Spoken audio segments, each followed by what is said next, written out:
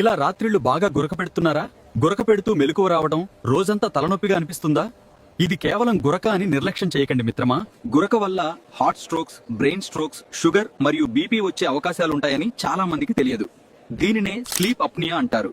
దీన్ని నిర్లక్ష్యం చేయకుండా సరైన చికిత్స తీసుకుంటే ఈ గురక సమస్యను సులభంగా నియంత్రించొచ్చు. సరైన చికిత్స కోసం వెంటనే డాక్టర్ ప్రశాంత్ ని సంప్రదించండి.